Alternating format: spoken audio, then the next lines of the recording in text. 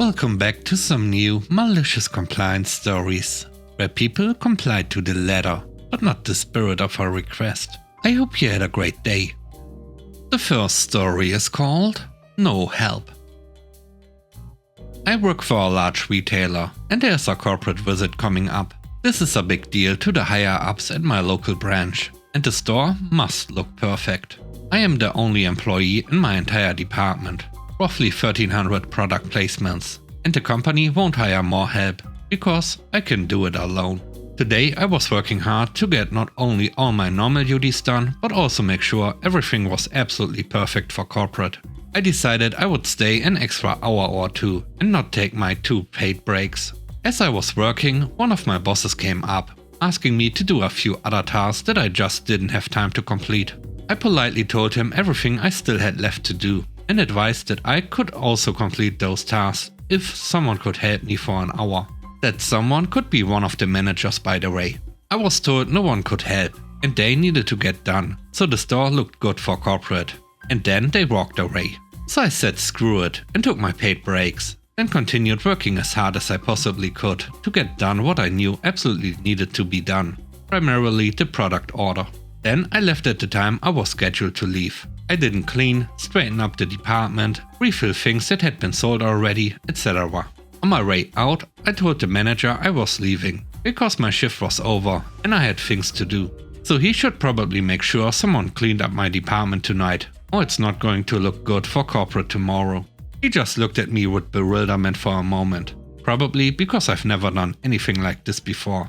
Then told me to have a good night, and he'd see me Monday. The next story is called No Time Off. I was working at a consulting company in 2020 and needed to travel outside the country to visit my family. Since I was going to visit family, I asked for some time off, which was approved, and I booked my flights. 3 days before my time off started, my manager asked me to cancel my request and work, as they needed the help. I naturally said no, because I had tickets booked to travel.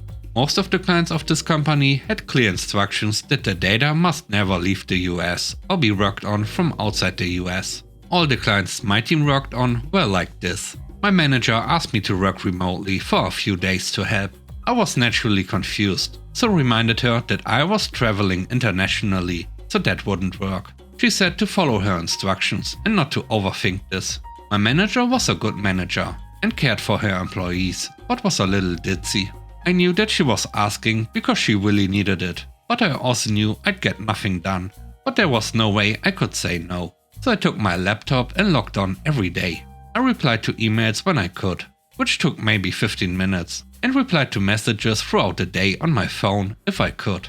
3 days in, my manager asked me why I had not gotten any work done.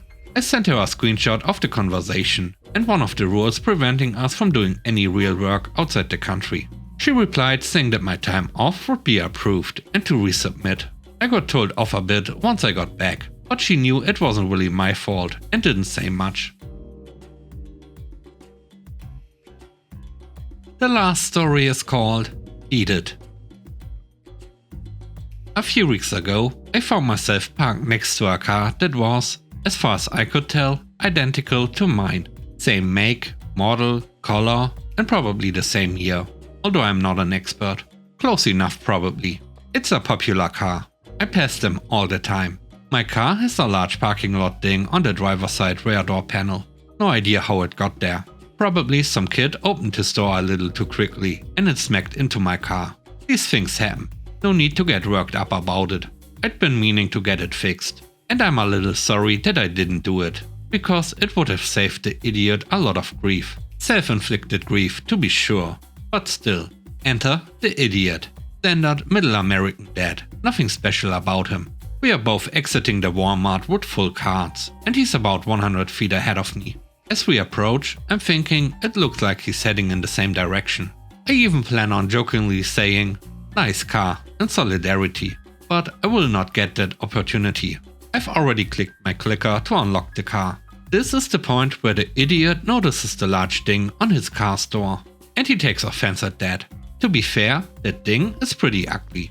The paint is gone where the tip or something from whatever hit it was centered, and there's a scratch leading off to one side. He gets really mad. I think he looked up at the windshield, hoping to find a note or something. I've actually slowed down a bit by now, because it's uncomfortable being around really angry people.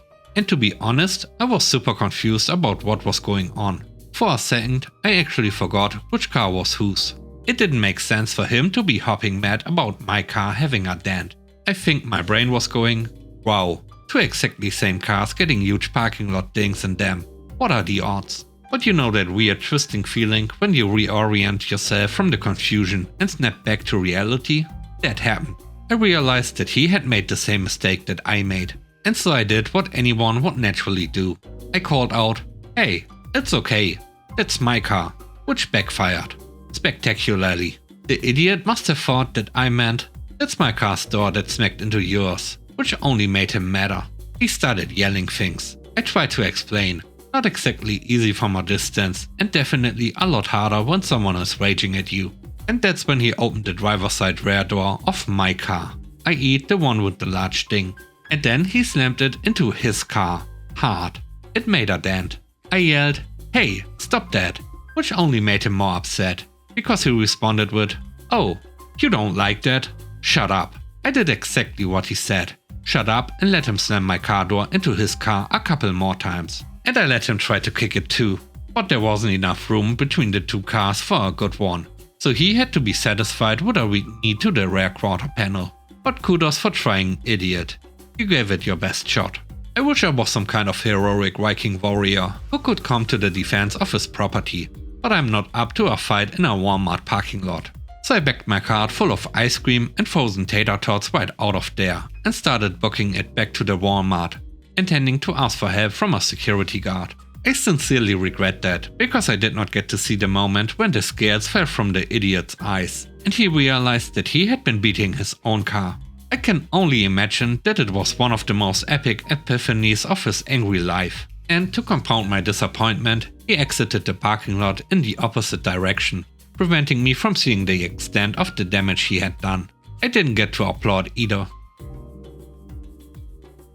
Thanks for watching the video. I hope you enjoyed it. If you did, please don't forget to leave a like, comment and subscribe. And if you have time, watch another one of my videos. And now, I hope you have a great day. See you soon. Bye bye.